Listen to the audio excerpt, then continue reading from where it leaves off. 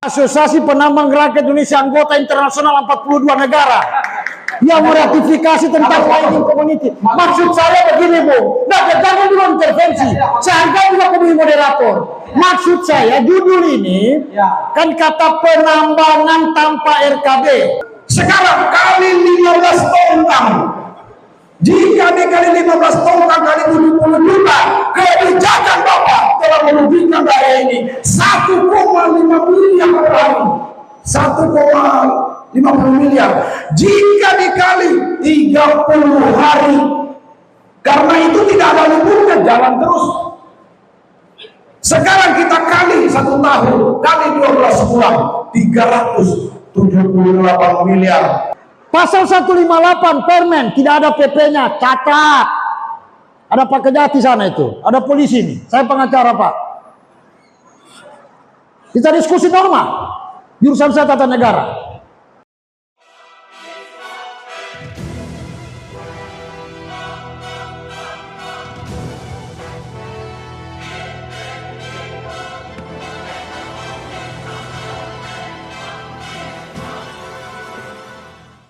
Sebagai forum komunikasi dan koordinasi antara pelaku usaha pertambangan, pemangku kepentingan terkait, serta pemerintah daerah untuk membahas kejelasan proses perizinan dan pelaksanaan rencana kerja dan anggaran biaya.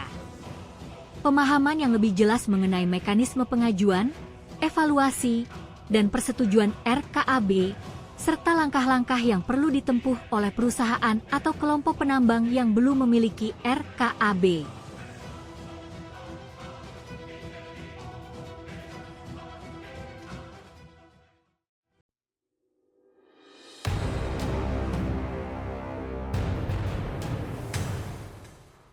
Di dalam ruang rapat ini yang juga saya hormati.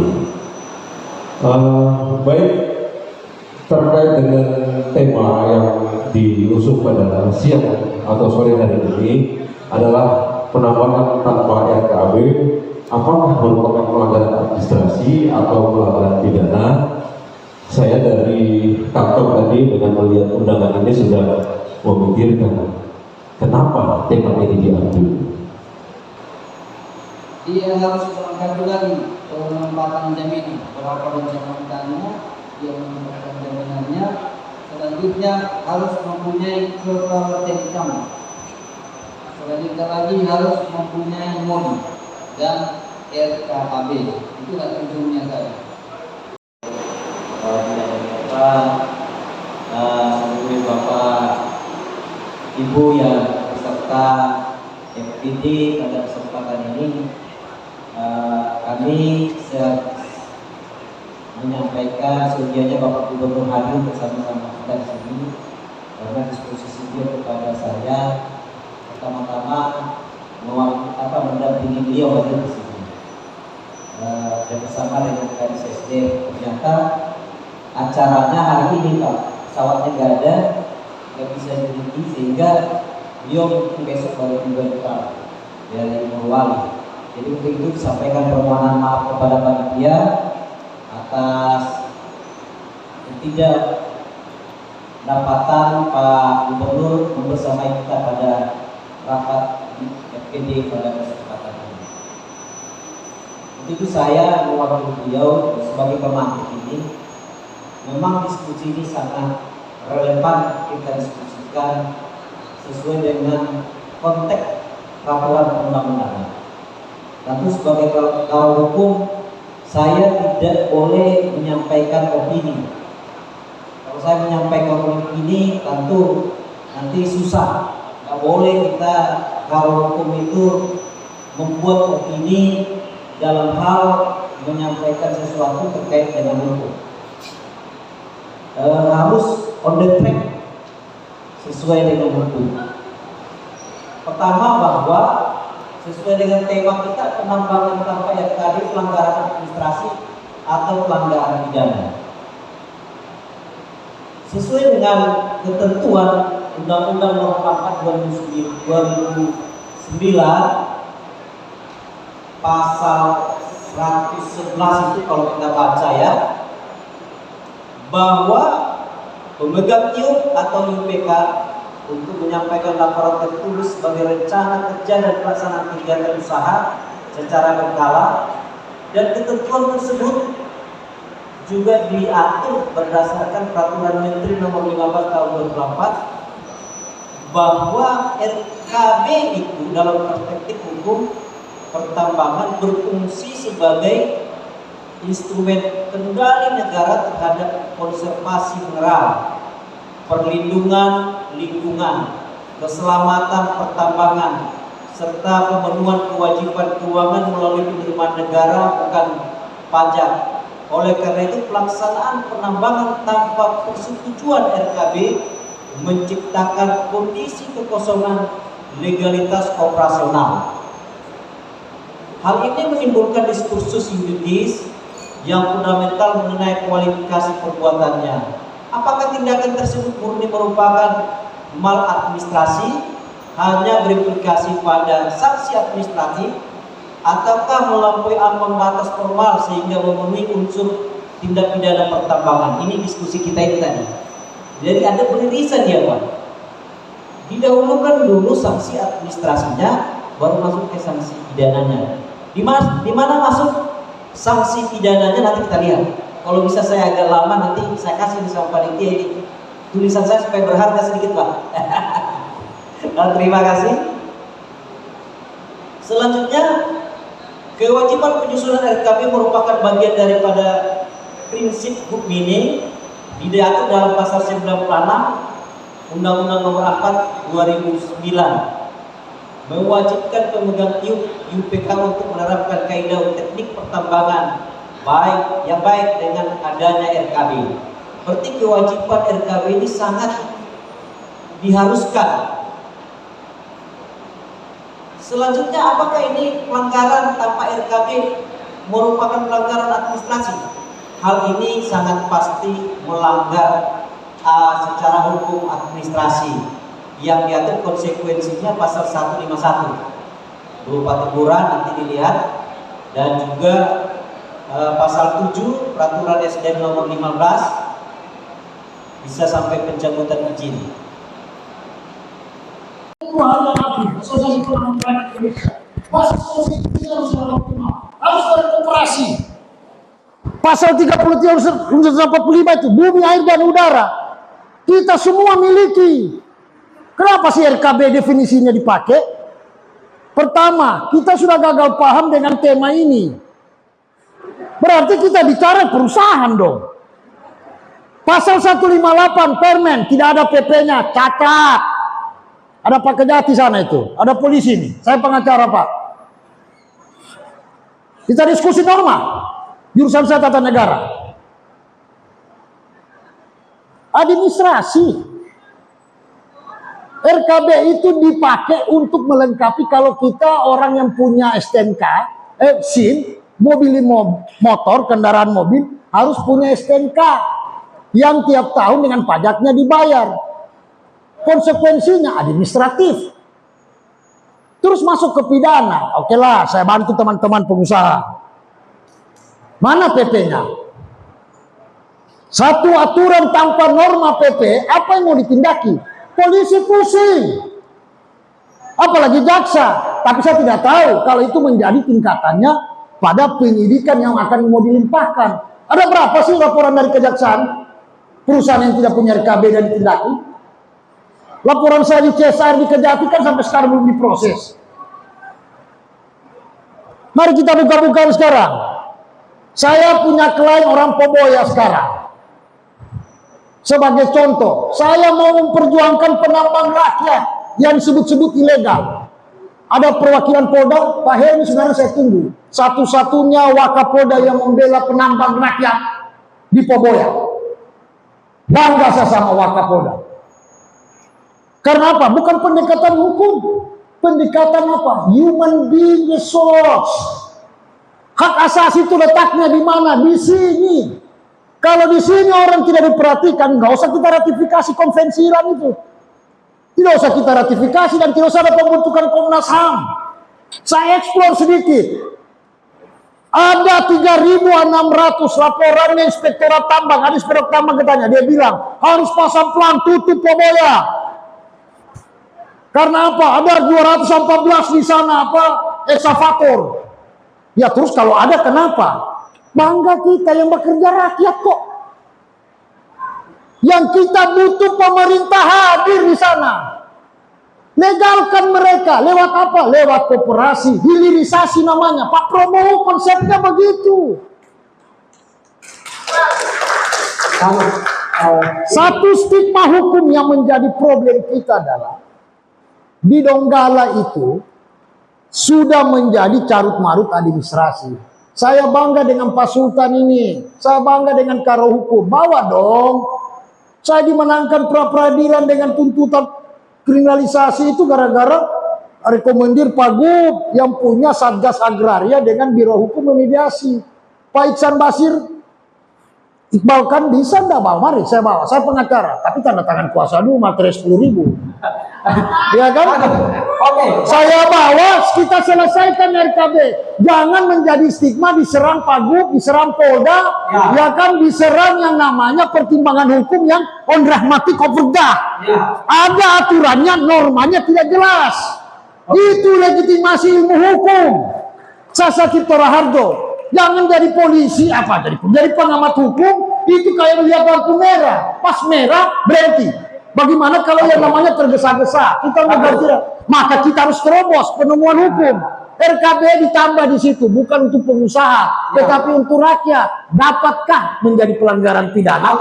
Ramai pembicaraan kita. Oke, baik. Jadi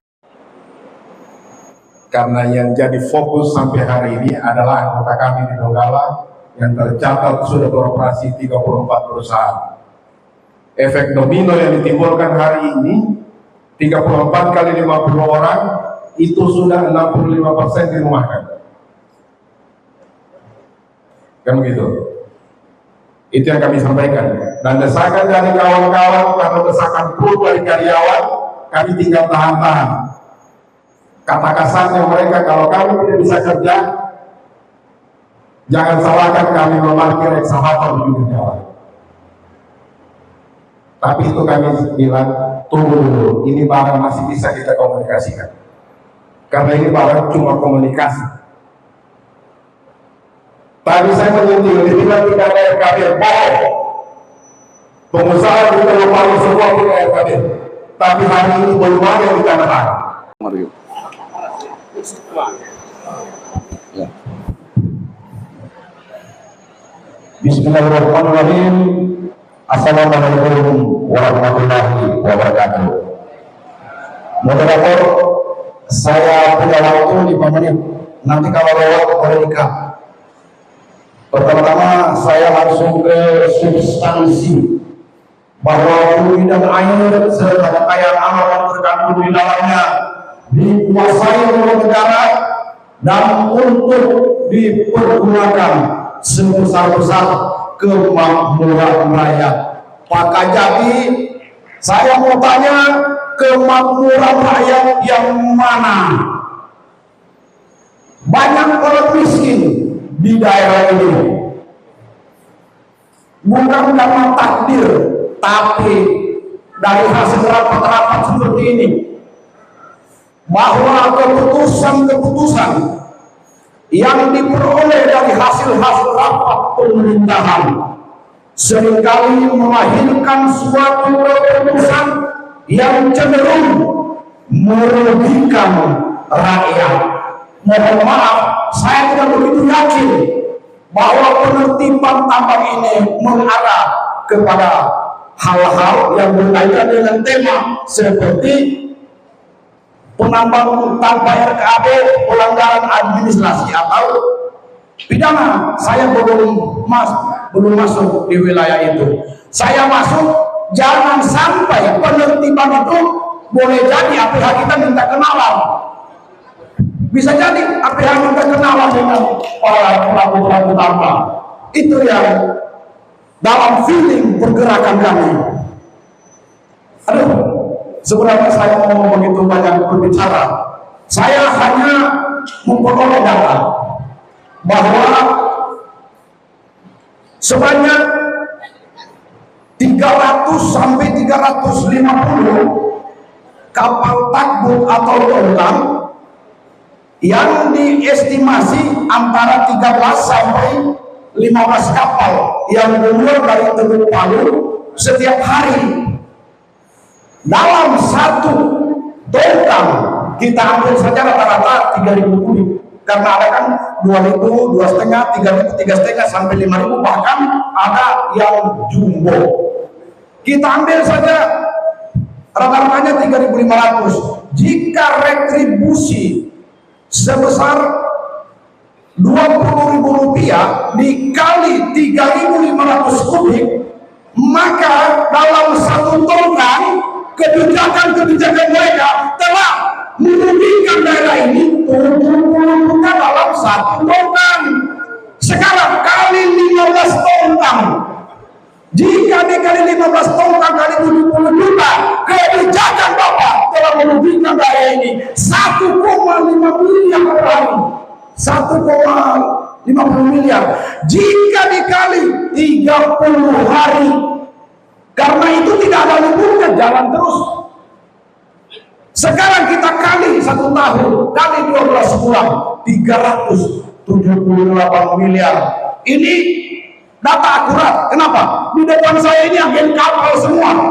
Bahkan jujur saja, saya pesuruh mereka mengurus kapal-kapalnya ini. Bukan karena saya tendensius berbicara di sini. 5 menit ini. Aduh begitu ya? Sudah 5 menit. Tidak, saya sebenarnya begini. Ya, apa yang disampaikan oleh Bapak ini benar, itu perspektif ekonominya benar sekali. Ya. 1000% ini. Saya 1 menit lagi. Ya. Ya, ini saya menghargai moderator. Namun ini hanya tumpahan kekesalan kita terhadap kerumitan birokrasi. Saya tidak mau berbicara pada aspek kerusakan, karena itu melalui kajian. Tapi pada saat kita dihadapkan pada dua situasi antara maslahat dan mudarat, kita berpikir dulu mana yang lebih besar maslahatnya, mana yang lebih besar mudaratnya.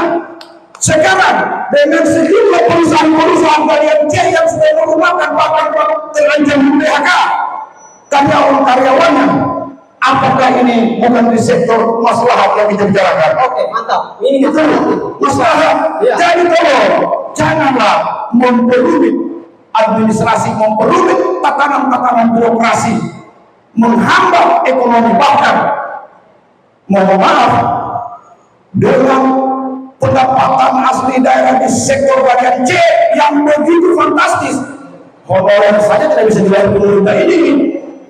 Iya, saya sebut nanti kita cara lebih banyak lagi. Jadi begini, sebenarnya kalau ini kan hanya diskusi saja. Sebenarnya tidak bisa juga kita mengarahkan bahwa ketika di situ, jadi kan begini, kalau mau pakai cara berpikir soal ilmu hukum, bahwa hukum ini sebenarnya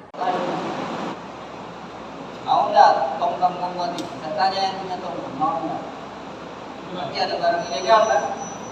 Berarti itulah pasar masuknya itu terjadi korupsi dan kolusi antara pelaku usaha dan si peredaran tadi.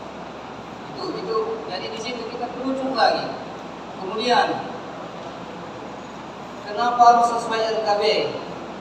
Nah kan begini Pak, Bapak kan merencanakan kegiatan pertambangan ini menempatkan jaminan, misalnya tadi bahwa mengambil produksi itu 480.000 di bawah 6.000 ya, kalau di atas Anda lihat pasti ya, di bawah 480.000.